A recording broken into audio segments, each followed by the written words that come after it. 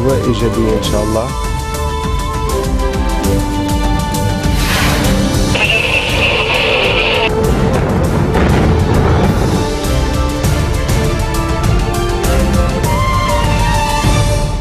Bonjour à tous, merci de nous rejoindre sur Futur TV pour cette nouvelle édition de la rédaction. Tout de suite, les titres du journal.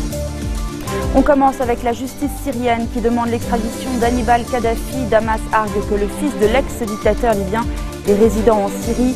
Arrêté depuis vendredi, Hannibal Kadhafi est soupçonné de détenir des informations sur la disparition de Moussa Sader. 33e et énième report de la séance parlementaire consacrée à l'élection d'un président. Au Parlement, ce matin, le quorum n'a une nouvelle fois pas été atteint. En Syrie, le régime resserre les taux sur les zones rebelles dans la province de Latakia. Les troupes de Bachar el-Assad ont repris le contrôle d'une colline stratégique, la première ligne de défense du village Salma. On commence ce journal par cette information qui revient avec récurrence dans l'actualité depuis 1 an et demi. Il s'agit bien entendu de la 33e séance parlementaire. Celle-ci était consacrée à l'élection d'un nouveau chef d'État. Elle n'a pu se tenir, le quorum des 2/3 n'ayant pas été atteint. Rendez-vous donc l'année prochaine, le 7 janvier 2016. Je vous rappelle que la présidence est vacante depuis le 25 mai 2014, date de la fin du mandat de Michel Sleiman. Et on reste au Parlement où un rapport préliminaire sur la loi électorale sera présenté dans les jours à venir au président de la Chambre. Annonce faite ce matin par le député Georges Adouane, qui est aussi le coordinateur de la commission parlementaire chargée d'élaborer un texte pour les prochaines législatives. Plusieurs questions sont au cœur de ce débat, notamment le choix d'une loi majoritaire ou proportionnelle, ou encore le nombre de circonscriptions. La Syrie, je vous le disais en titre, demande l'extradition d'Hannibal Kadhafi à Damas. Le ministère syrien de la Justice en aurait fait la demande en ce sens au procureur général, justifiant que le fils de l'ex-dictateur libyen est résident en Syrie. Le ministère précise qu'Hannibal Kadhafi a également le droit de demander l'asile. Hier, la justice a publié un mandat d'arrêt contre lui. Hannibal Kadhafi est soupçonné de détenir des informations cruciales sur la disparition de l'imam Moussa Sader en 1978 en Libye. En détention depuis vendredi, il assure avoir été kidnappé par un groupe armé loyal à la cause du fondateur du mouvement Amal. Le collectif Vous puez de retour dans la rue. Les militants ont tenu un sit-in devant le palais de justice. Le premier d'une série d'actions prévues cette semaine. Les activistes entendent faire en sorte que les procédures financières se penchent sur les cas de corruption. Est-il possible que vous ne vous saisissiez d'aucun scandale, pouvait-on lire sur une des bannières brandies dans la manifestation et adressée au procureur financier Ali Ibrahim. Le collectif a appelé à une seconde mobilisation jeudi devant les ministères des Finances et des Télécoms pour réclamer le déblocage de l'argent des municipalités pour l'administration des déchets. Le 3 décembre déjà, le ministère de l'Intérieur a ordonné le versement des fonds qui leur sont dus aux municipalités après un décret approuvé par le Conseil des ministres dans ce sens fin novembre. Une troisième manifestation est enfin prévue samedi à 16h, place Riyad El Salor. Et alors qu'il est avéré que les taux de substances toxiques dans l'air ont bondi depuis la crise des déchets, Ouad Boufaour tire la sonnette d'alarme. Le système de santé a atteint les limites de ses capacités en raison de la crise des réfugiés, prévient le ministre de la Santé. En réponse à cet afflux, Boufaour exhorte ainsi l'État à accorder davantage d'attention aux hôpitaux gouvernementaux. Un avion de l'armée allemande a effectué la nuit dernière sa première mission contre le groupe État islamique. L'appareil est venu ravitailler en carburant des avions de combat avant de regagner peu après minuit la base militaire turque d'Incirlik. Première mission donc pour la Bundeswehr après que les députés allemands ont autorisé le déploiement de leur armée dans ce conflit syrien. Un contingent qui comprend 2500 soldats, une frégate et une demi-douzaine d'avions. Dans le même temps, à Berlin, Angela Merkel a estimé aujourd'hui que Bachar el-Assad ne pourrait jamais faire partie d'une solution à long terme en Syrie. Une déclaration fortement applaudie par les députés au Parlement. Et l'Italie, quant à elle, prévoit d'envoyer rapidement 450 militaires en Irak. Ils auront pour mission de défendre le barrage de Mossoul. Ce chantier est en effet géré par une entreprise italienne qui vient d'en rapporter l'appel d'offres. Et parmi les troupes étrangères engagées en Irak et en Syrie, les Américains représentent l'effectif le plus important. Ce sont eux qui dirigent la coalition étrangère. Et aujourd'hui, Ashton Carter était à Bagdad pour un passage en revue des troupes.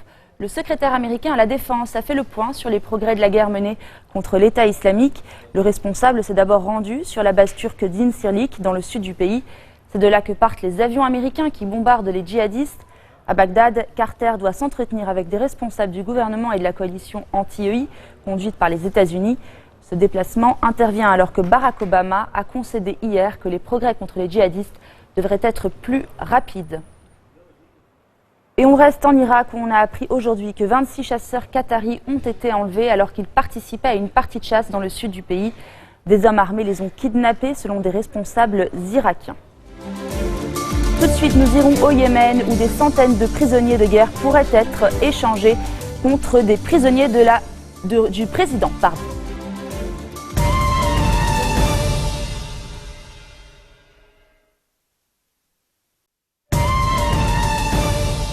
En Syrie, le régime a repris le contrôle d'une colline stratégique. Il s'agit de Jabal Nouba, un relief qui surplombe une autoroute dans la province de Latakia. Cette zone constitue la première ligne de défense d'un village, Salma, aux mains des rebelles depuis 2 ans. Aidés par l'aviation russe, mais aussi des éléments du Hezbollah, les troupes de Bachar el-Assad continuent donc de resserrer l'étau sur cette localité. Au Yémen, des centaines de prisonniers de guerre pourraient être échangés entre la rébellion et la résistance populaire proche du président.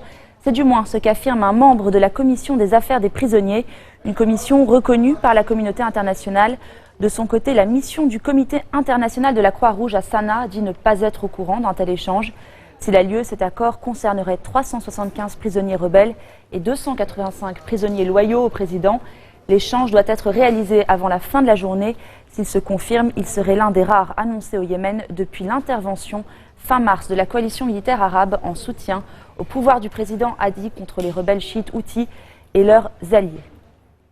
Direction à présent la France où l'on faisait la queue devant les cinémas ce matin. L'épisode 7 de la saga Star Wars est en salle.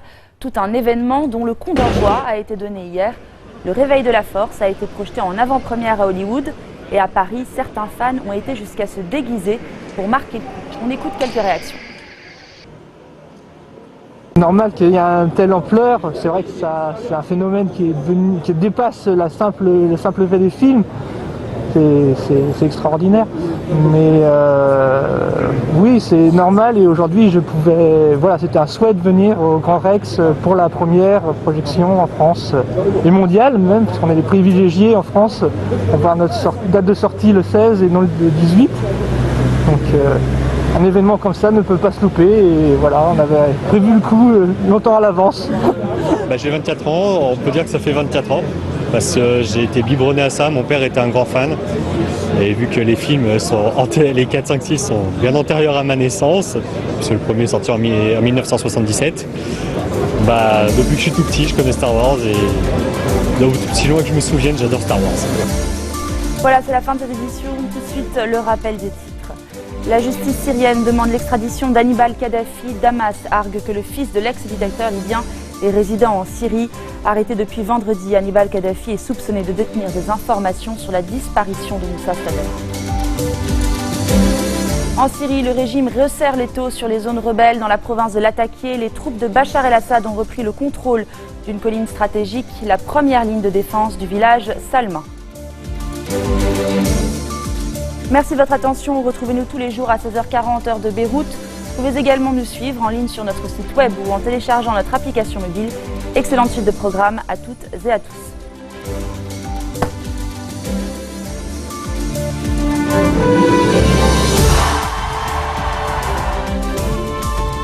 الأجواء إيجابية إن شاء الله.